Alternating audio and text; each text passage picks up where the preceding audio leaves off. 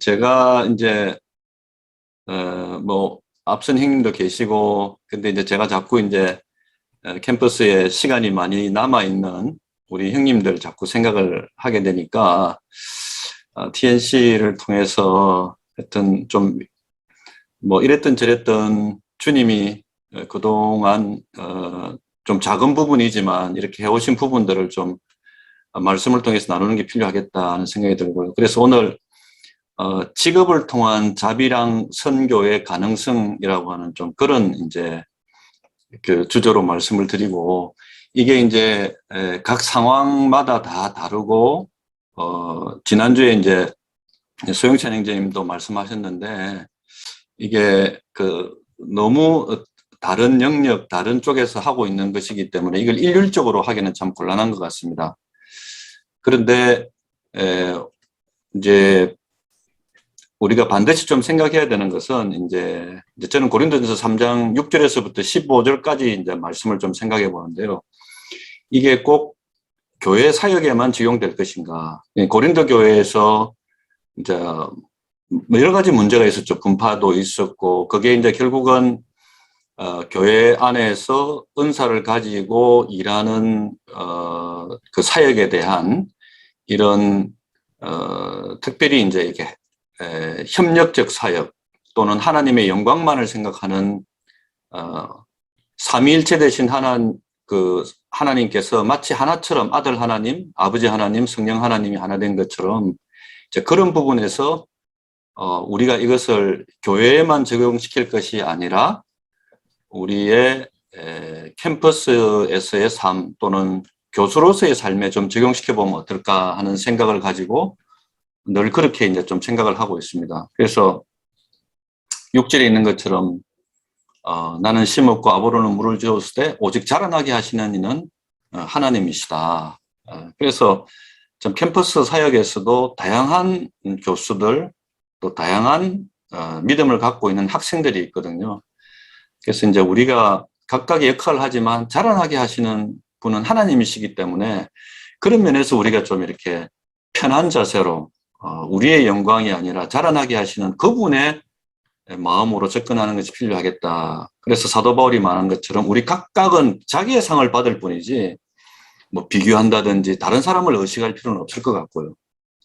그래서 그런 면에서 우리는 모두 다가 하나님의 동력자들이다. 이게 우리 브레드린 교회에 있든 또는 다른 교단에 속하든 관계없이, 그래서 이 캠퍼스가 바로 하나님의 밭이고 보이지 않는 두세 사람이 모인 곳에 내 이름, 그들 중에 있다고 했기 때문에 우리가 기존 생각하는 모임에서의 어떤 교회뿐만 아니라 캠퍼스 처치라고 하는 것은 우주적 교회도 결국 하나이지 않습니까? 그런 면에서 보면 우리가 인정하든 인정하지 않든 우리의 직장 속에서도 많은 이제 그리스도인들이 이제 함께 할 수 있는 거죠. 그렇지만 이제 10절에서부터 보면 하나님의 은혜를 따라서 지혜로운 건축자와 같이 틀을 닦아두었다. 사도 바울은 자기 자신을 지혜로운 건축자라고 이야기를 했거든요. 이제 결국 우리가 캠퍼스에서 있는 길게는 30년, 요즘은 나이가 좀 들어서 들어오니까 40년 이상 하기 쉽지 않다. 30년 또는 짧게는 20년, 이 기간 동안에 어떤 집을 지을 것인가 하는 것을 한번 깊이 생각해 봐야 되는데요. 결국은 사도 바울은 끊임없이 이제 예수 그리스도의 그 틀을 닦았다는 거죠. 자기 이름의 어떤 것이 아니라 오직 주님의 기초. 이게 사도 바울은 이제 초대교회를 세운 분이니까 그런 기초를 세웠는데, 이제 그 기초 위에 12절부터 해서 보면 이제 어떤 집을 세울 것인가 하는 부분에 대해서 말씀하고 있는데요. 그것이 결국은 공적이라는 표현으로 많이 되어 있거든요. 공적. 이게 결국 일이거든요. 사역이거든요. 그 예수 그리스도의 기초 위에 사도 바울은 초대교회의 그 기초를 쌓은 것처럼 우리가 캠퍼스 사역을 할 때 예수 그리스도의 그 기초 위에 어떤 집을 지을 것인가 하는 게 굉장히 중요하겠죠. 그래서 결국은 마지막 때 우리의 공적에 대해서 이게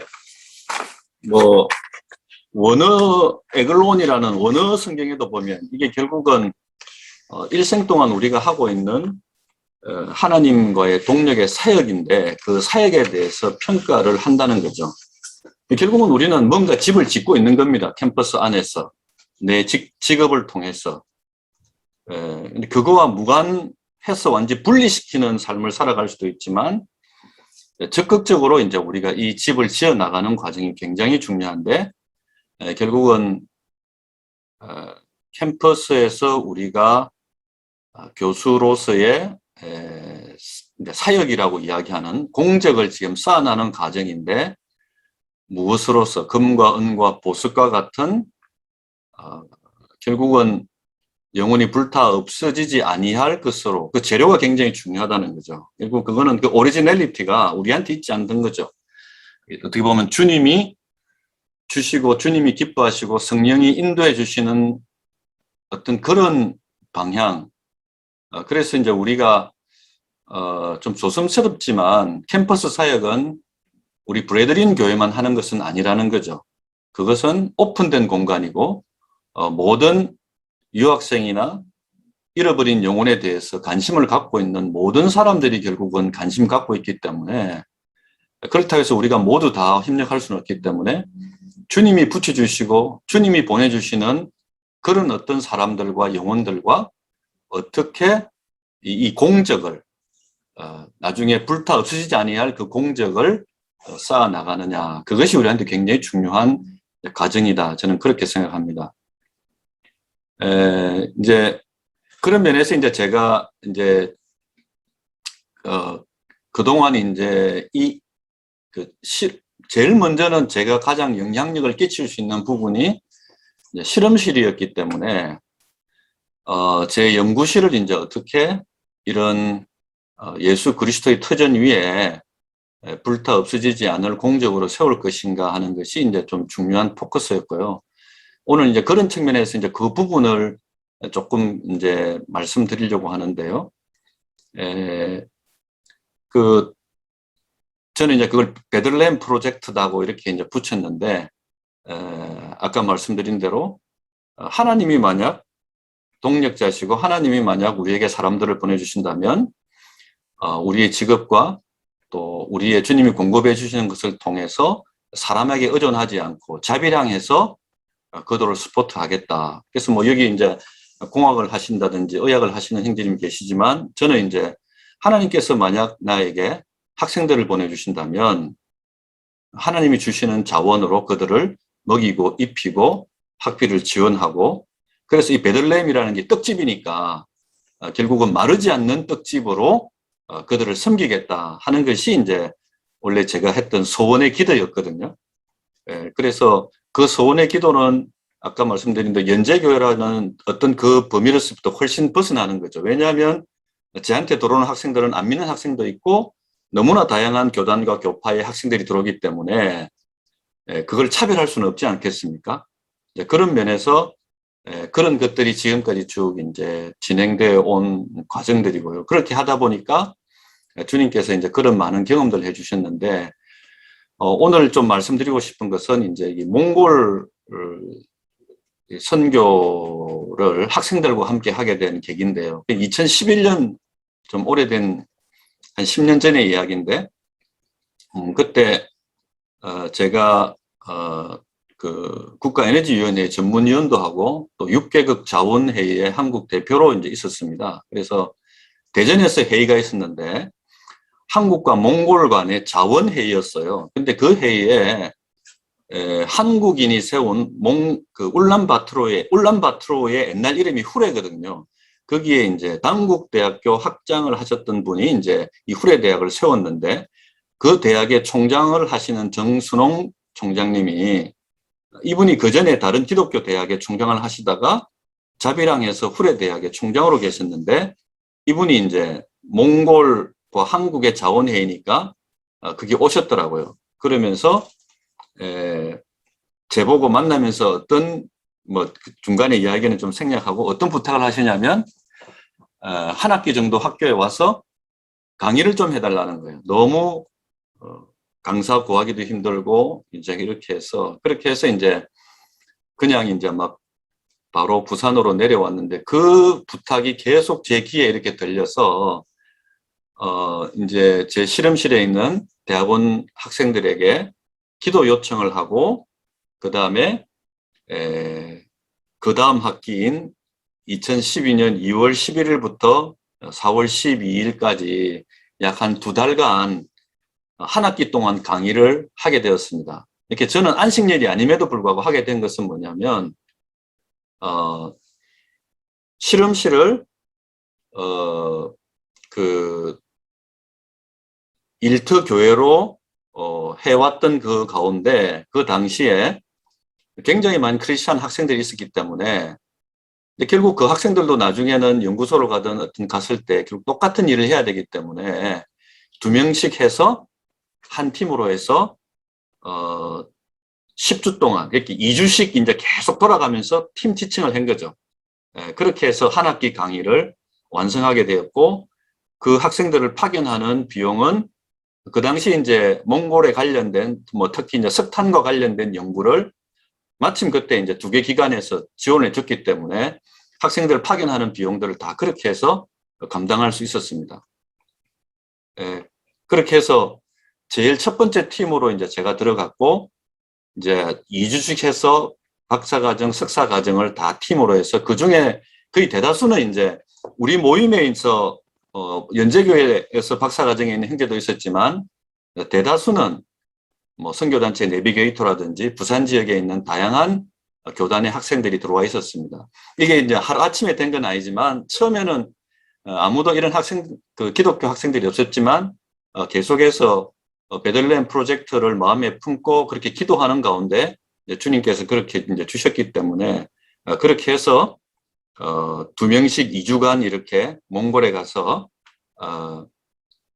강의를 하게 된 거죠.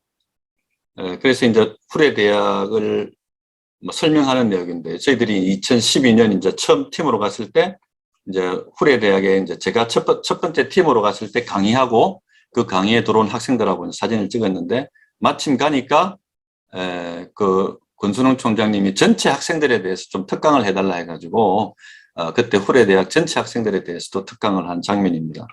그래서 이제 아까 말씀드린 대로 이제 석박사 학생들이 2주간 가서 이제 그 후레 대학 학생들한테 에너지에 관련된 강의를 각 팀마다 연속해서 한 학기 강좌를 했는데 지금 여기에 나오는 것처럼 3팀에 들어간 학생들이 강의하는 모습들입니다.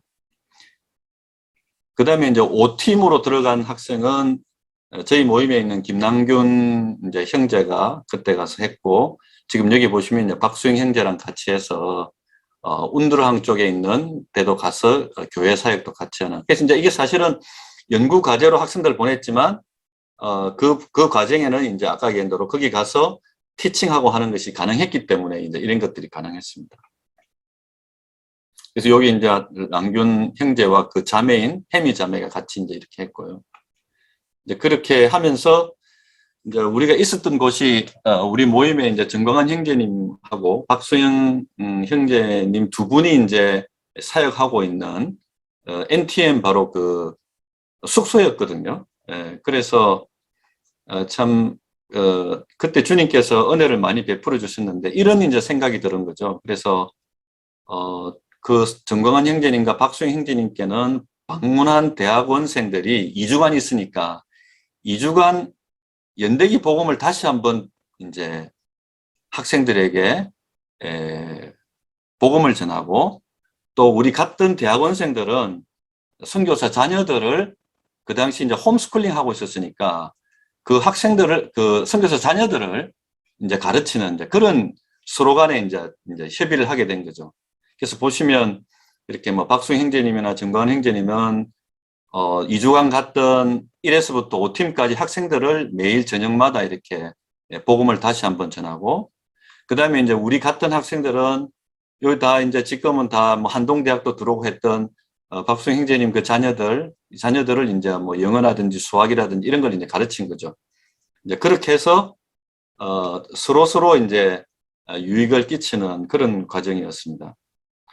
지금 이때 이제 함께 했던 그 석박사 과정 학생들이 주님이 참 많이 은혜를 베풀어 주셔서 그 이후의 인생 가운데 참 주님이 선한 길로 그들을 많이 인도해 주시구나. 지금 다 참 그 필요로 한 곳에 가서 일을 하는 모습들을 보게 될 때 참 감사가 됩니다. 우리 박수영 형제님이 그때 하신 이야기인데 이건 넘어가도록 하겠습니다. 그때 이제 CCC라는 곳도 이제 그때 처음으로 이제 방문하게 됐는데, 그 당시 우리 이제 선교사로 가 계신 형제님들은 몽골에 있는 전체 이제 선교사 협의회와는 좀 연결이 안 돼 있더라고요. 근데 이제 저는 이제 이 전용덕 선교사를 만나서 그 당시 이제 몽골 전체의 이제 캠퍼스 사역에 대한 현황을 듣고, 또 그때 이제 저희들이 갔던 2011년, 2012년이 그 몽골의 캠퍼스 사역을 굉장히 많이 하고 있는 CCC는 굉장히 어려운 시기였습니다. 그래서 사고도 많이 생기고요. 막 낭망을 하고 있는 때였는데, 이제 그때 이제 전용덕 선교사가 여기는 이제 몽골 국립대학의 그 캠퍼스 사역의 대표를 하고 있는 이제 이 학생인데, 그때 만나서 이제 같이 이렇게 이야기도 하고 했는데, 그때 이제 어떤 이야기를 하냐면, 캠퍼스를 앞으로 책임질 수 있는 간사들을 자기들이 훈련하고 있는데, 그 친구들이 이제 숙소가 없다는 거예요. 그래서, 졸업하고 난 다음에 결국 간사로서 헌신을 하지만 그들을 가르치고 난 다음에 숙소가 없어서 다시 먼 길을 왔다 갔다 해야 되는, 그래서 굉장히 어려운 그런 상황들을 이야기를 하더라고요.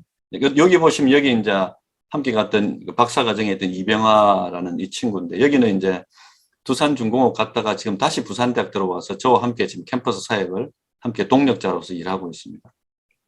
그래서 이제 그때 이제 몽골 이제 그 선교를 위한 미션 홈이라는 이야기를 처음 이제 듣게 되었고, 이제 그 이후에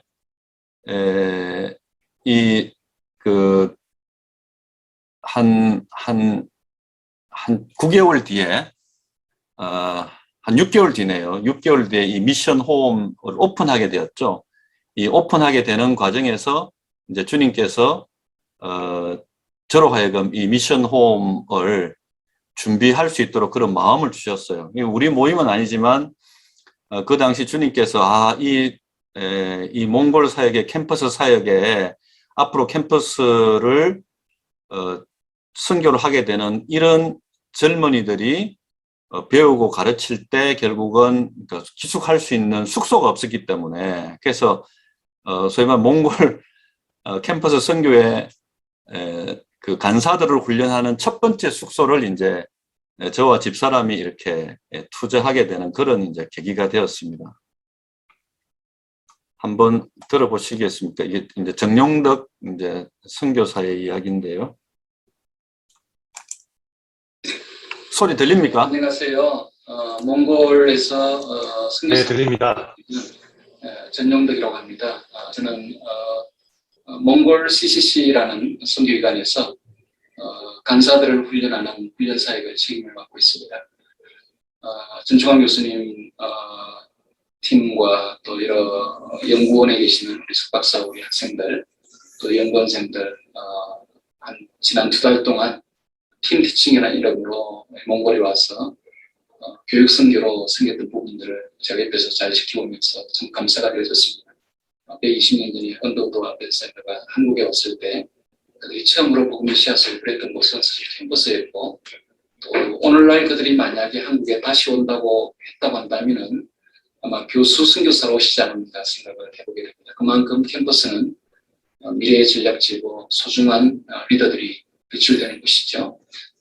또 이 첫 걸음이 더 많은 후학들이 또 몽골의 교육 선교의 이름으로 오실 수 있는 좋은 개척자의 심정으로 사역을 했다고 생각합니다. 그 미션 홈을 저희들이 이제 그 몽골 간사들을 위해서 준비해 주면서 이제 이 전용덕 선교사 부부가 이제 연재교에 와서 주일날 이렇게 간증을 나누는 그런 상황이었고요.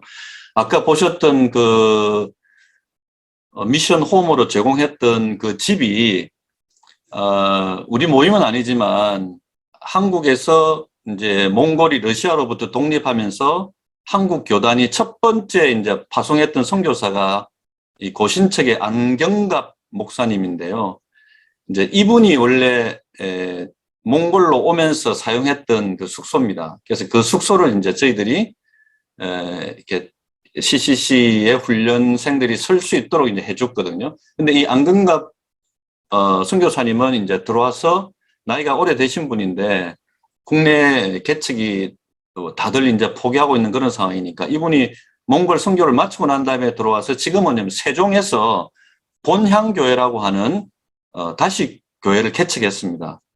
그래서 그분이 이제 본향교회에 이제 그 입당식 할 때도 저보고 좀 와주면 좋겠다. 이게 원래 몽골에 있던 자기 이제 숙소를 저희들이 미션홈으로 이제 사용할 수 있도록 해줬으니까 그래서 너무 이제 감사하니까 저희 연구실에 와가지고 이렇게 그 당시 몽골에 왔던 그 학생들과 함께 그래 와서 함께 교제하는 그래서 어떻게 보면 이제 우리 모임에서 선교로 나가신 형제님들뿐만 아니라 몽골의 현지에 가 있는 선교사 분들과도 이렇게 크게 이제 네트워크가 되면서 여기는 이제 부산에서 그런 캠퍼스 사역을 주로 하고 있는 최상림 목사님이라는 분인데 아까 말씀드린 대로 그리스도의 기초 위에 이 그 네트워크나 어떤 교제가 굉장히 이제 확대돼 가는 그런 경험을 하게 되었습니다.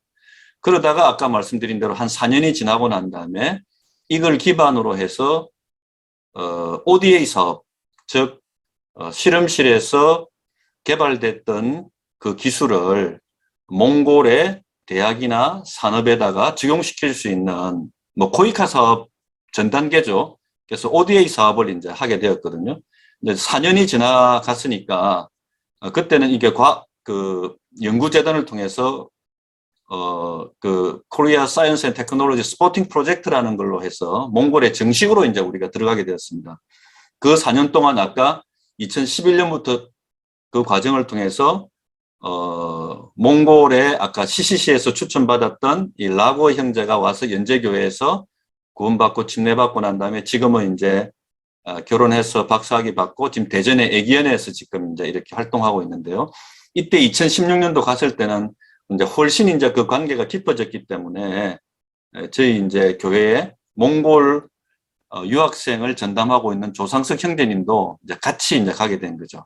같이 가서 이제 뭐 그때는 이제 몽골에 있는 각 대학이라든지 기관들과 이제 MOU도 하게 되고 이런 이제 MOU도 하게 되고 그다음에 그렇게 하면서 거기 각 대학에 있는 이제 교수님들과도 활동을 하게 되는데 그 모든 이제 과정은 아까 말씀드린 대로 실험실에서 크리스찬으로 또 연제교회 형제로서 자란 라고 형제가 있었기 때문에 이제 가능한 일이었다는 생각이 듭니다.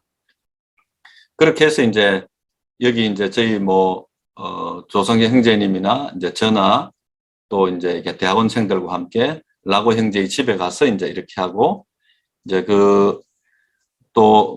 그때 박수영 형제님 울란바토르 그 교회에 막 신청하는 과정이었는데 그렇게 교회에 가서 저희들이 함께 교제하는 그런 이제 과정들을 밟게 되었습니다.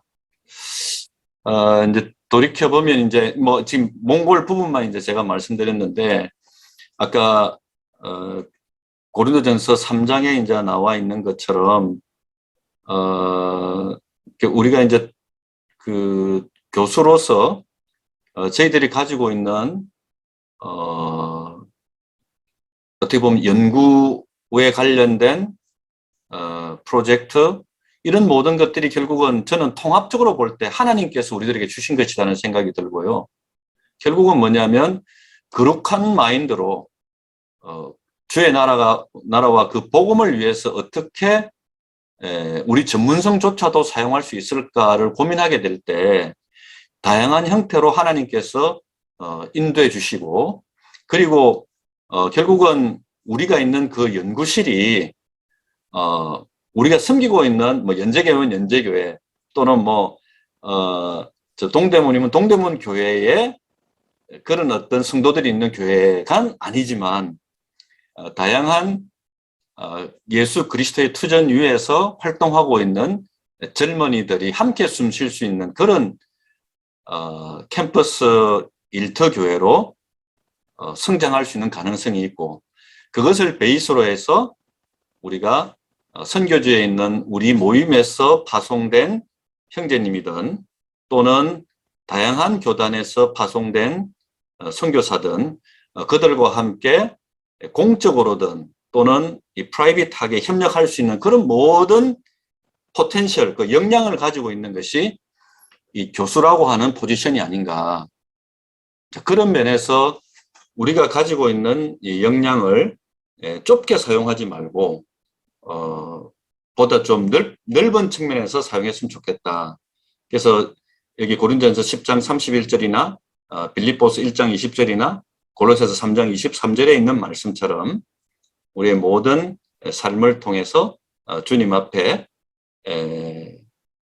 우리의 모든 것들을 선교와 복음을 위해서 사용할 수 있었으면 좋겠다는 그런 생각이 듭니다. 그것이 바로 또한 우리 CBF 선교회나 교수회 또 이 TNC가 지향하는 바가 아니겠는가, 그런 기대하는 마음입니다. 예, 이상입니다.